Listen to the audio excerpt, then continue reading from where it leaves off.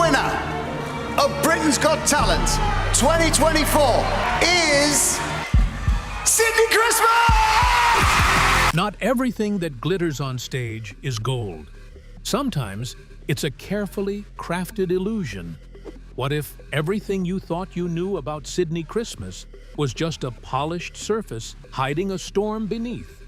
Behind the cheers and golden buzzers lies a reality Britain's Got Talent never wanted you to question. What really happened before the cameras rolled? Why was her win more controversial than celebrated? Stick around, because the part they didn't show is where the real story begins. But to understand how everything unfolded, we need to rewind back to a time long before the spotlight found her, when the real story was already quietly taking shape. The hidden beginnings. It's easy to think Sydnie Christmas strolled onto the Britain's Got Talent stage and instantly stole the show. But before the applause, there was a girl growing up in a small town with a dream that didn't come with a manual. Sydnie was born in July 1995 in Gravesend, Kent. Not exactly the focus of global entertainment, but what her hometown lacked in glitz, her childhood made up for in heart. She grew up in a creative, close-knit environment where imagination wasn't treated like a phase. It was nurtured. Her earliest performances didn't happen on a stage. They happened in living rooms, backyards, and any space where family and friends could gather for a front-row seat. It wasn't about fame then. It was about joy, about expression. And even back then, you could see something was different. Her family saw it too. They weren't industry insiders or talent scouts, but they cheered like they were. That kind of support might not make headlines, but it builds something even more important. It builds the kind of confidence that shows you're meant to keep going. Sydnie didn't grow up thinking stardom was owed to her.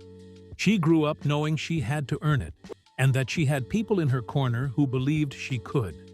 After high school, Sydnie made a bold move. She enrolled at the D&B Academy of Performing Arts, a place known for shaping raw talent into real professionals. It was full-on training, early mornings, late nights, constant feedback, and relentless practice. Voice work, acting, dance, and the kind of discipline that forces you to grow or give up. For Sydnie, it wasn't easy, but it was necessary. This was where she learned how to dig deep, push past limits, and trust herself under pressure. But even with a solid education and sharp talent, the entertainment world didn't exactly roll out a red carpet for her. After graduating around 2014, she hit the audition circuit, and reality set in fast.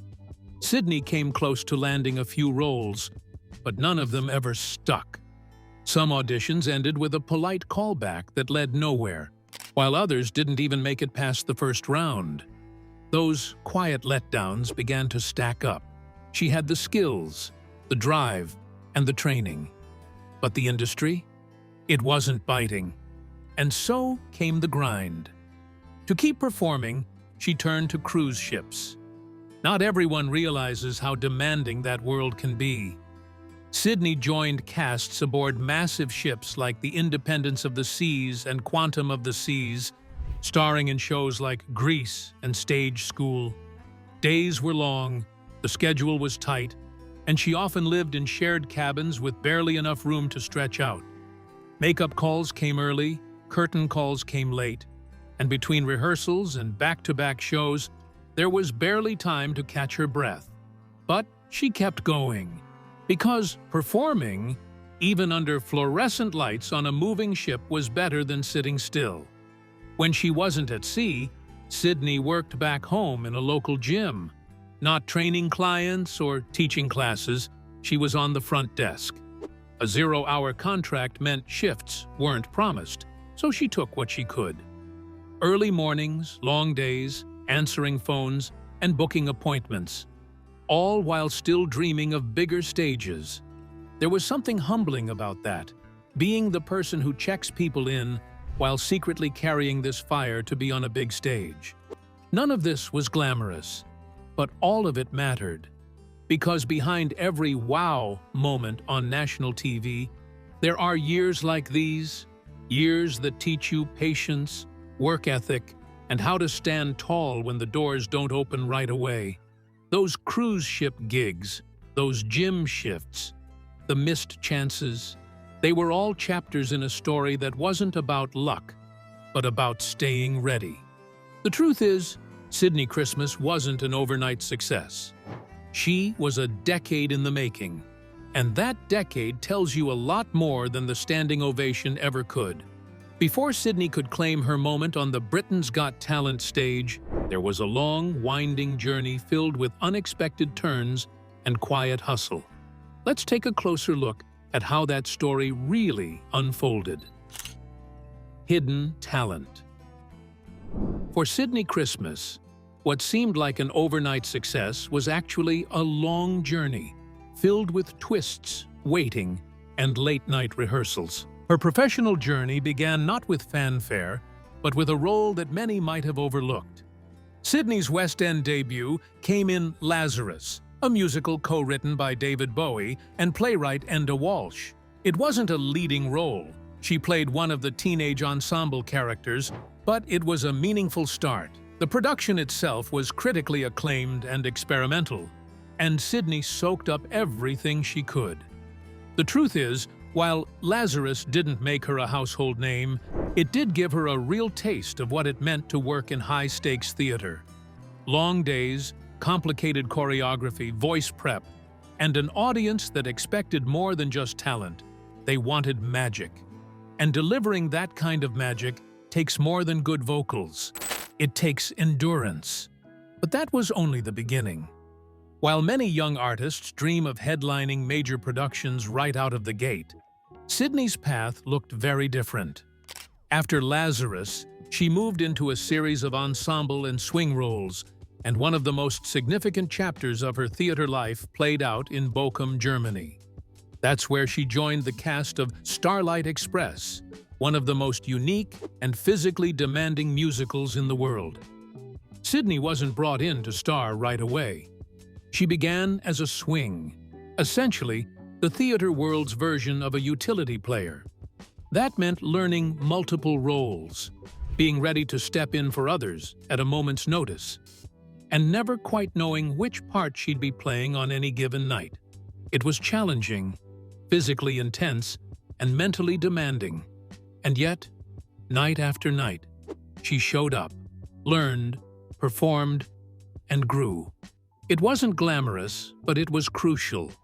That period lasted several years. In 2022, she finally stepped into the role of Carrie in Starlight Express. And still, the crowds in Bochum weren't chanting her name. She was doing 8 shows a week, rehearsing during the day, skating at full speed in the evenings, and spending downtime perfecting her vocals. It was far from easy, but it was the kind of hard that sharpens you into seasoned skill. And while all that was happening, life outside the theater didn't pause. Whenever she was back in the UK, she picked up shifts as a receptionist at a gym. Remember, it was a 0-hour contract, meaning she worked only when they needed her. So even while juggling theater commitments in Europe, she stayed grounded. Customer service one day, rehearsal the next. Some mornings, she opened the gym before the sun came up. Here's the thing people often miss. Sydnie didn't stumble into her Britain's Got Talent moment. She prepared for it without even knowing it was coming. She built layers of experience in theater houses and dance studios, behind reception desks, and on foreign stages.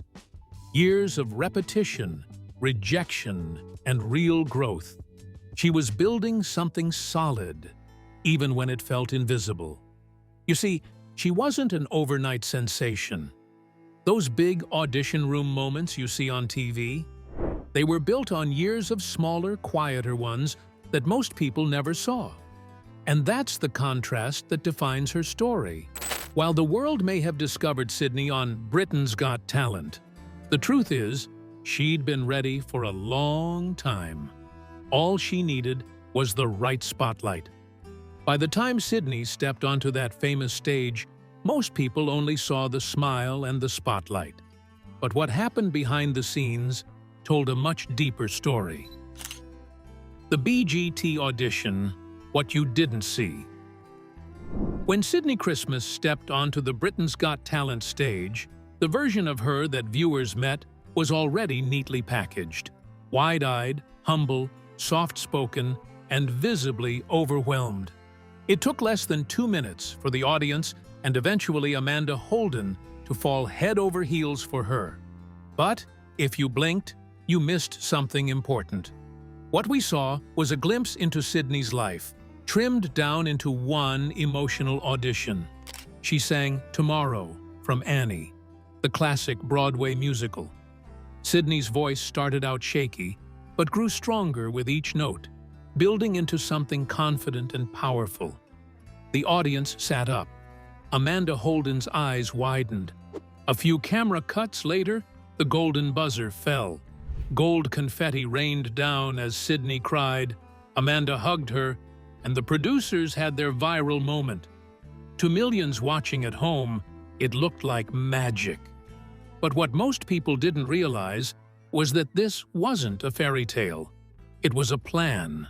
Sydnie knew exactly what she was doing when she chose Tomorrow.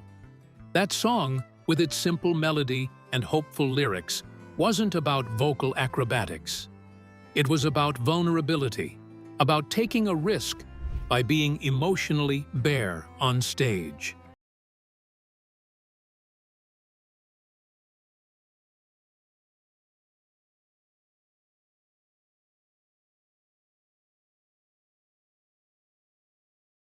In a competition known for showy notes and over-the-top production, her choice stood out. She didn't need to scream to be heard. She needed people to feel. And they did. What they didn't see was the weeks of preparation leading up to that moment. The rehearsals, the vocal coaching, the second-guessing, the emotional fatigue. Sydnie wasn't some girl off the street who wandered onto the Britain's Got Talent stage and got lucky. She had been working toward this moment long before cameras ever started rolling. Then came the semifinals. By this point, the buzz around her was loud. People were talking. Some questioned her background.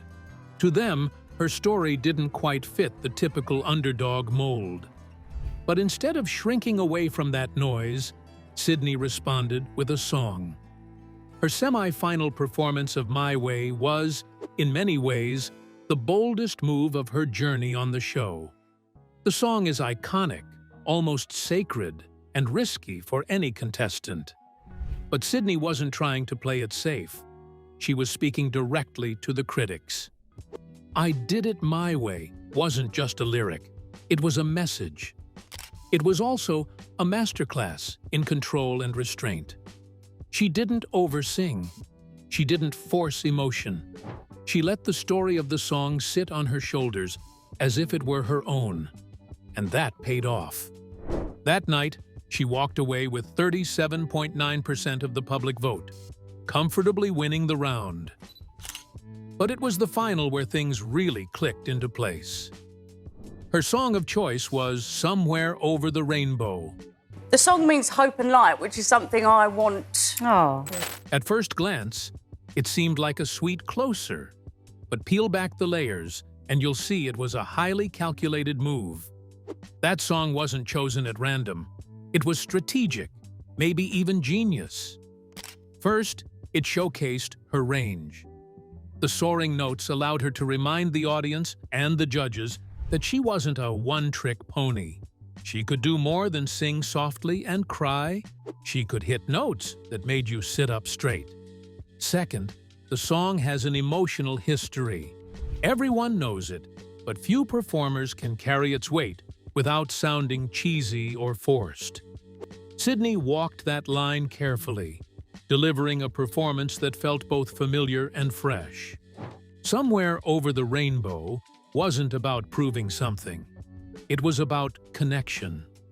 And by the time the final note hung in the air, People weren't thinking about her resume. They were thinking about how she made them feel. That night, she won the show with 27.2% of the final vote, beating out singers, magicians, and dancers with years of fan support. But her victory wasn't handed to her. It was earned. Every song she performed served a purpose. Every moment on stage was part of a bigger picture. What Britain's Got Talent didn't show you was how intentional every step of her journey was. This wasn't about luck or being in the right place at the right time.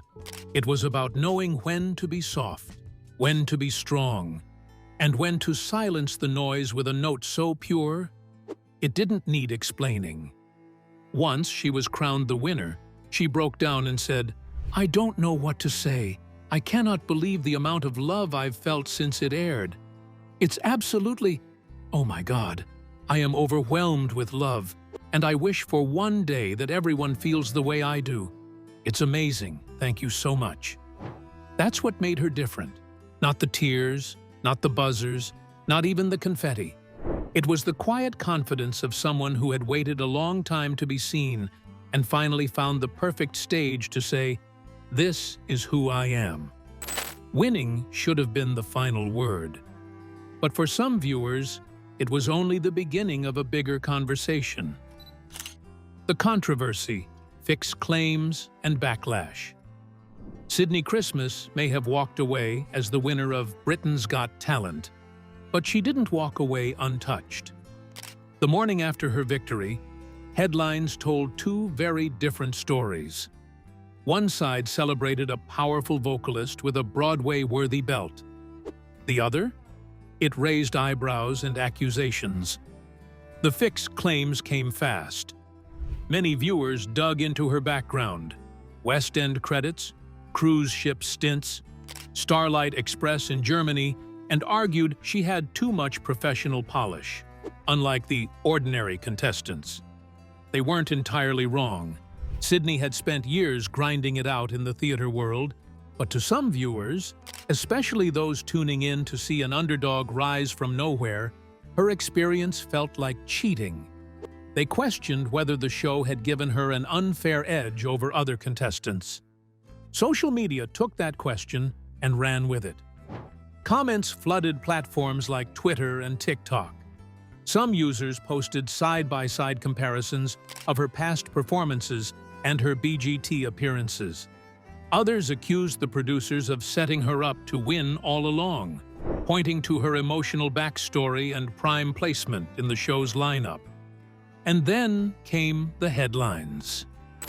Tabloids ran with the drama. "Fix outrage," one read. Others used words like scandal, controversy, and viewer betrayal.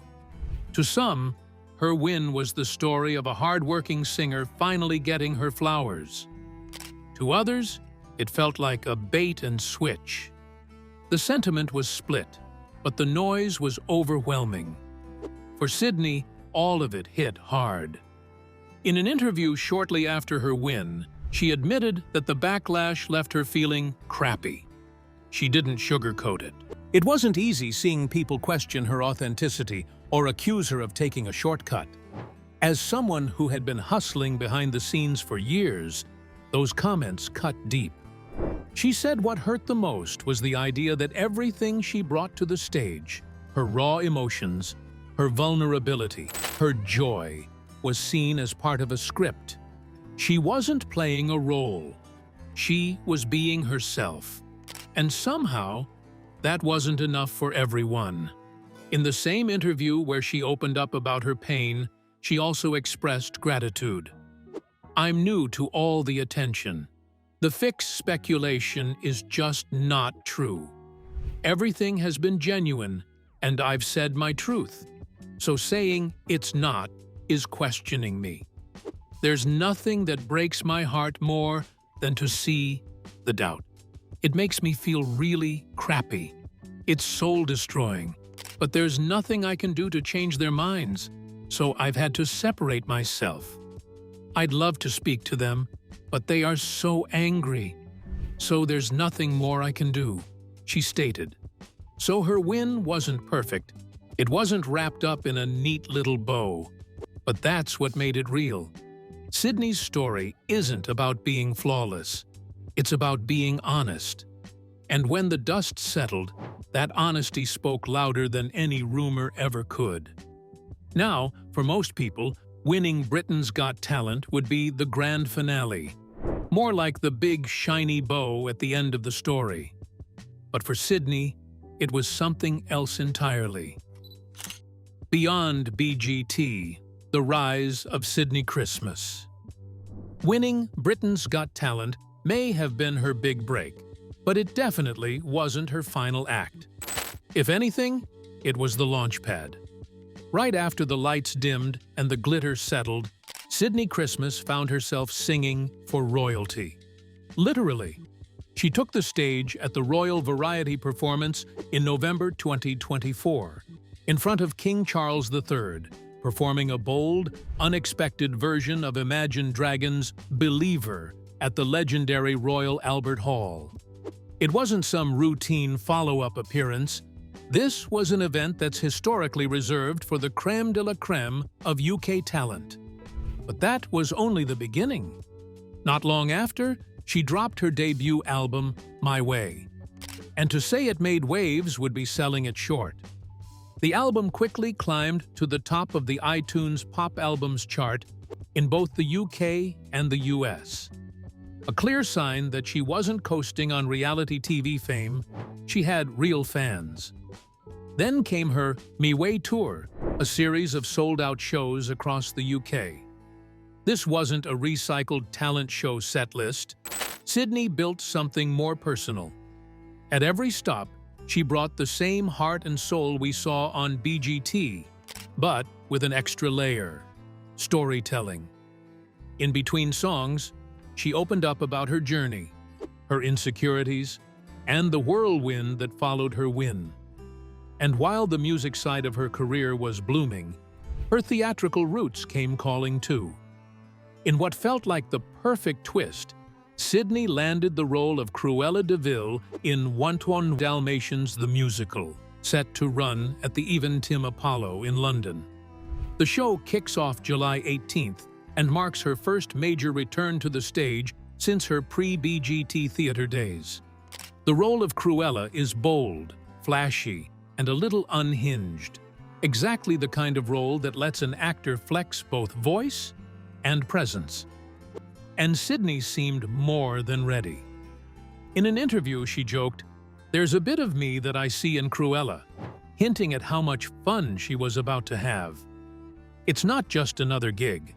It's a big moment. A signal that casting directors and the theater world see her as more than a singer. She's a full-blown performer with range, stage presence, and star power. Of course, while all this was happening in the spotlight, there was still life happening behind the scenes. As her schedule filled up, so did her personal life. According to multiple sources, Sydnie is in a relationship with Max Rizzo, an Italian singer and fellow theater performer from her earlier career days.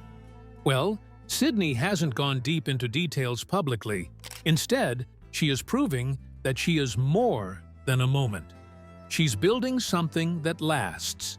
But then, if talent speaks for itself, then why did so many people try to silence hers with the word fix? Was it really about fairness, or was it something else entirely? Tell us what you think in the comments below. Don't forget to like, share, and subscribe to our channel. To enjoy more content like this, tap on the next video on your screen.